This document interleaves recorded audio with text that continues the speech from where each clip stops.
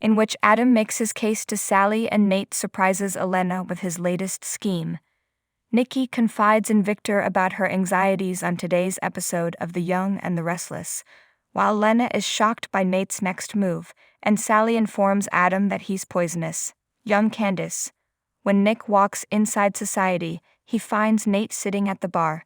Nick suggests that they get a drink because we both need to clear our heads. Having made it through the day, they raise a glass in celebration. Nate thinks Ashlyn Locke is to blame for Nick's problems. Nick laughs it off because that happened 3 crises ago. Insight like that did not escape Ashlyn's eyes. In his opinion, there is no problem there. In moderation, Nick thinks ambition is fine. It becomes problematic when it is used maliciously. Nate has forgiven Locke and now wishes the same for Victoria. From what Nick has heard, she is finally using her talents to their full potential. In a candid moment, Nate admits he's doubting himself. In the event that things don't work out at Chancellor Winters, Nick tells him that he has other options, including Newman. Despite his current situation, Nate is confident that things will improve shortly. Jack is taken aback when Diane unexpectedly descends the stairs at the Abbott residence. After apologizing to Harrison, she admits that she slept off while reading to him. Jack reassures her that it won't. Harrison's predilection for rereading the same story and coming up with made-up names for dinosaurs are discussed. A crooning Diane opines, "He is such a little brat." She accepts Jack's offer of a drink and says she'd like tea to help her relax after her rough day. As Nikki comes into the room at the ranch to look for her travel chargers, Victor pours himself a drink. To prove his theory, Victor slow dances with her while holding her Californian passport. Never before has she been so uptight to him. Nikki finds out he went boxing to relieve stress. While she frets over packing, Victor kisses her on the cheek and they continue to dance. She opens her about how her talk with Victoria made her nervous about confronting Deacon Sharp. She is concerned not only for herself but also for the two of them that the reunion will bring up unpleasant memories. Victor doesn't believe that Deacon has any sway on their union. Nikki despised the person she had been at that time. It was a dark chapter in her life in which Deacon Sharp played a prominent role. If given the chance, Victor would undo everything he did to hurt her. Nikki claims that the attraction is two-way. And Victor is perplexed as to why she doesn't just cancel the whole vacation. It's only Deacon who knows what Nikki needs to know, and she reminds him of this.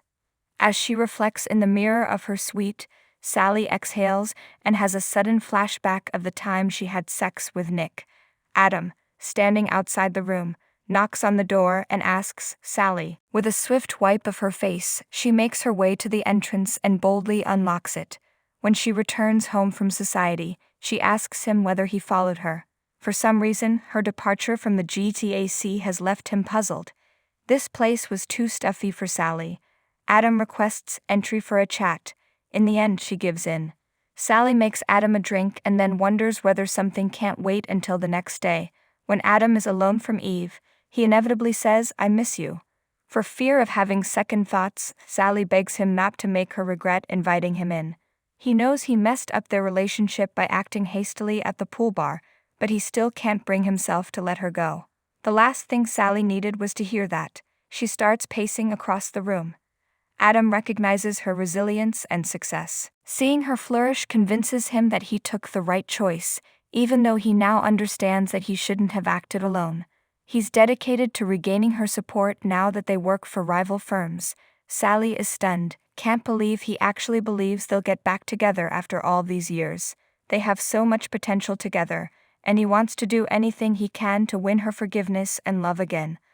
"Are you sure you want to get rid of all we built together?" Nick informs Elena that her man seems to be going through something as he walks past her on his way out of society. She expresses gratitude for the heads up and proceeds to check in with Nate. The man sighs. "I quit." He failed to provide advance notification and their relationship was strained. He feels like Devin treats him like a child and scolds him often. His patience had run out. When Lily suggested they stay in the room and talk things out, he made things simpler for everyone by leaving. He believes he had no choice because Devin made it impossible for him to leave and that everyone has some responsibility for maintaining calm. At the Abbott residence, Jack makes Diane a cup of tea and inquires as to the nature of her unpleasant day. She says working beside Phyllis is difficult. Jack tells her to stop worrying and start doing her work. While Diane isn't frightened of her, she does dislike the added stress she places on Kyle and Summer.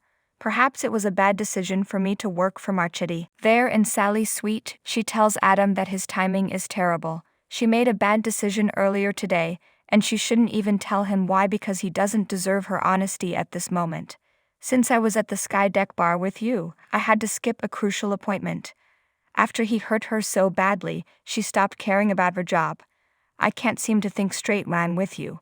The intoxication must be from somewhere. This is obviously a bad thing. He's like an addiction, Sally adds, it's poisonous. It was a tremendous misstep to let him in and provide him access to her.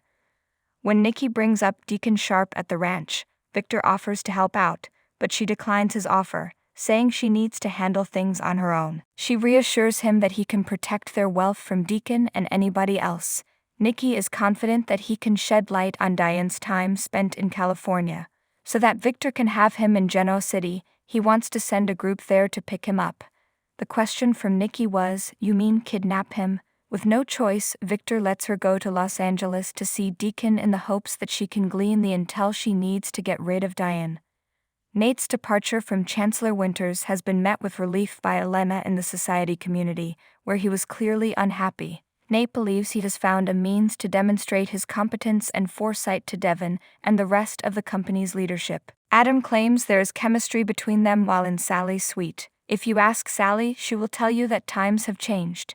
The two of them sit down, and Adam gets down on one knee in front of her to express his regret for today. He'd like to have a conversation about their future together. Unfortunately, he is not one of Sally's current investment priorities. He's a significant drain on resources with no immediate payoff in sight right now. Sally is responsible for the livelihood of her team in addition to maintaining her own employment. To regain concentration, she must take a break. Adam speculates that this may have been the topic of discussion between her and Nick in his office. Since he is not an employee, Sally has no intention of explaining the situation between her and Nick. After he finishes his drink, she tells him to head back to his room.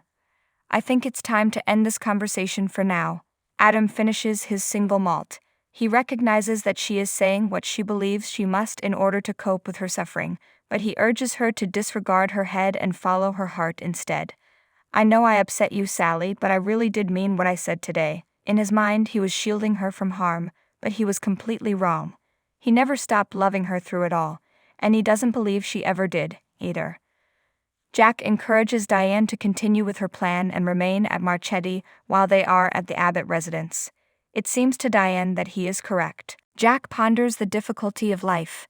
Diane thinks that this is putting it mildly, and not just for Kyle anymore. She says she wants to stay at Marchetti and prove she can handle the pressure. With an added "for you." Elena yells no at Nate in front of society. Avoid trying to accomplish this. I think it's a terrible idea.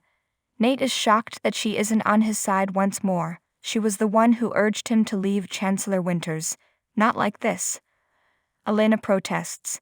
Nate thinks it's not surprising that she's apprehensive now because she never wanted him to quit medicine. Angry, Elena storms off. You know that's not the point here.